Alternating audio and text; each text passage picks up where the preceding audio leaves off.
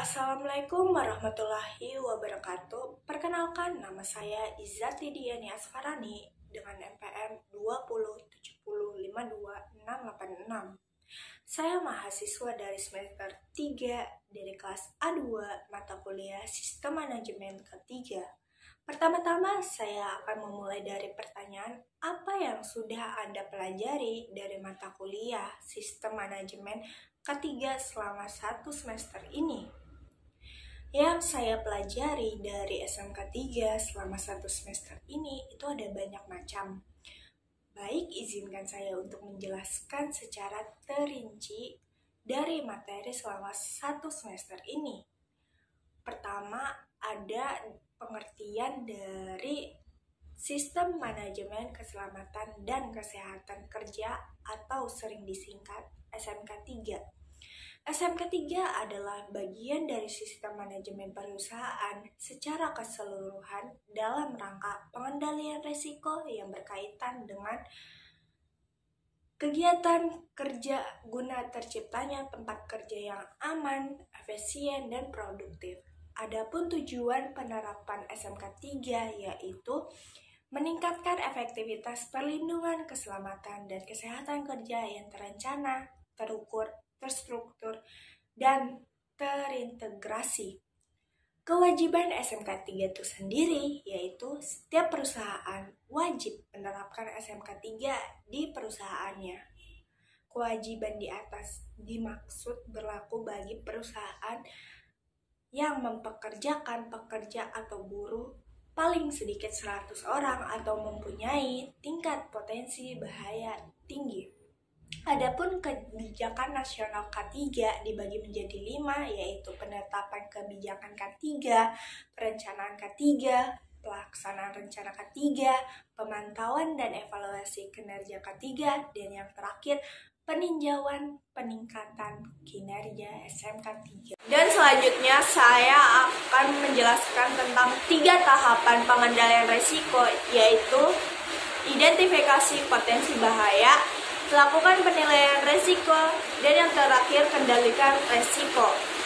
Pihak-pihak penyusun rencana K3 itu harus melibatkan ahli K3, panitia pembina K3, atau dengan kata lain P2 K3, wakil pekerja atau buruh, pihak lain yang terkait pada perusahaan.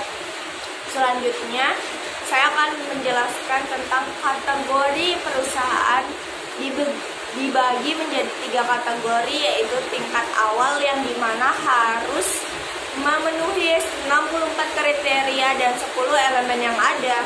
Yang kedua, tingkat transisi dimana harus memenuhi 122 kriteria dan 11 elemen yang ada. Yang ketiga, kategori tingkat lanjut yang dimana harus memenuhi 166 kriteria dan 12 elemen. Berikutnya yaitu dasar hukum SMK 3 yang dipakai, yaitu Peraturan Pemerintah Nomor 50 Tahun 2012, Permenaker Nomor 5 Men 1996 tentang SMK 3, dan yang terakhir itu ada Undang-Undang Keselamatan Kerja Nomor 1 Tahun 1970. Selanjutnya itu saya akan menjelaskan tentang standar pemantauan itu memiliki 4 subelemen, sedangkan untuk pelaporan dan perbaikan kekurangan juga memiliki 4 subelemen berupa pelaporan bahaya, pelaporan kecelakaan, pemeriksaan dan pengkajian kecelakaan, dan yang terakhir penanganan masalah.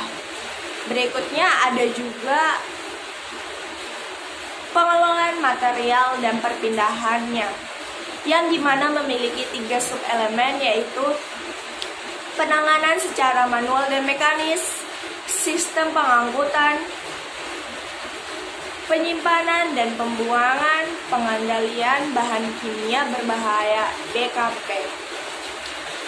Pengumpulan dan penggunaan data memiliki 2 subelemen, yaitu ada catatan K3, yang termasuk catatan K3 itu berupa surat edaran, safety alert, dan brosur, dan sebagainya. Dan juga data dan laporan K3 yang termasuk ke dalam data K3 itu seperti data pengujian, data pengukuran, data pencatatan, dan lain-lainnya. Dan berikutnya saya akan menjelaskan elemen ke-11 tentang pemeriksaan sistem manajemen K3 yang dimana memiliki satu sub-elemen yaitu audit internal SMK 3. Tahapan-tahapan dari audit itu sendiri memiliki 3, yaitu input, proses, dan output. Contoh-contoh dari input itu sendiri seperti pembentukan tim, penentuan lingkup K3, dan program K3. Proses juga meliputi seperti sumber daya, pelatihan, komunikasi, dan konsultasi. Output juga memiliki bagian berupa penyelidikan insiden, audit internal, dan pengendalian dokumen. Salah satu cara untuk melakukan penilaian dengan adanya dilakukan audit K3 yang merupakan bagian dari siklus PDCA berupa plan, do, check, dan action. Audit internal dilakukan oleh auditor dari dalam perusahaan setelah mendapatkan tugas dari pimpinan. Sedangkan untuk audit eksternal dilakukan oleh auditor dari luar perusahaan, baik dari pihak pemerintah maupun dari pihak swasta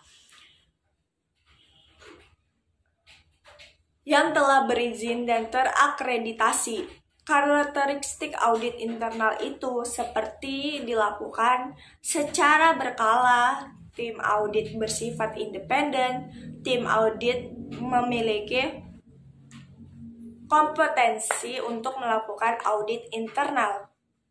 Lingkup-lingkup dari adanya internal audit itu merupakan bagian dari dokumentasi sistem manajemen K3, kebijakan K3, tujuan dan sasaran K3, dan sebagainya.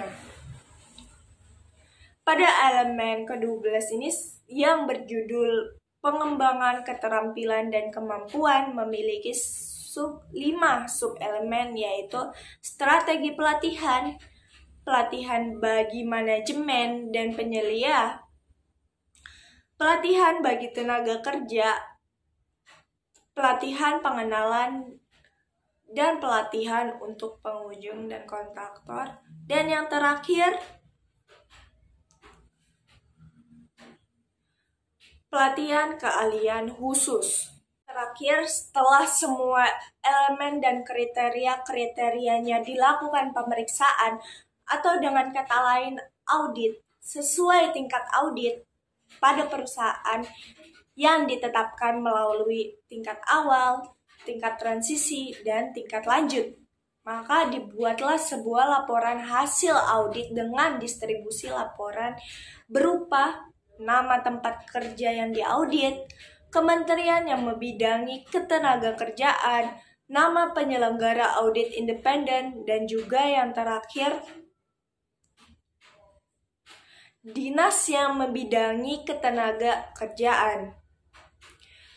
Contoh untuk mendapatkan semua nilai dari jumlah kriteria harus menggunakan rumus, yaitu nilai sama dengan jumlah kriteria terpenuhi per jumlah kriteria wajib dikali 100% untuk mendapatkan seluruh nilai penilaian pemenuhan.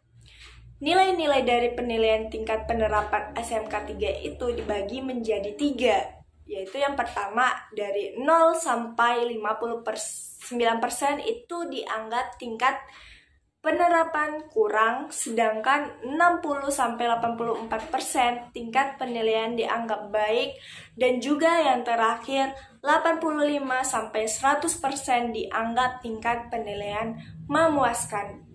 Kesimpulan dari semua materi yang saya jelaskan itu didapatkan adanya bagian-bagian elemen yang harus dipenuhi oleh perusahaan berupa 64, 122, dan 166 kriteria.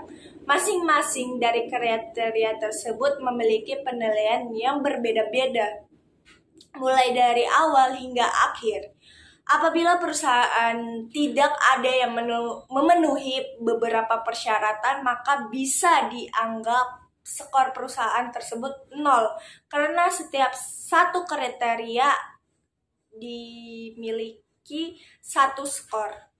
Contohnya seperti jika penilaian perusahaan itu 75,6%,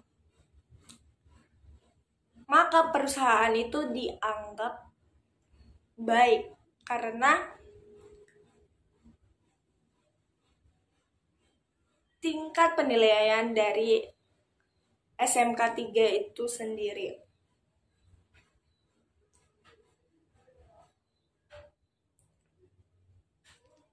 Sekian penjelasan yang bisa saya sampaikan. Mohon maaf bila ada kata-kata yang kurang jelas dan tidak pantas. Sekian dari saya, terima kasih, dan wassalamualaikum warahmatullahi wabarakatuh.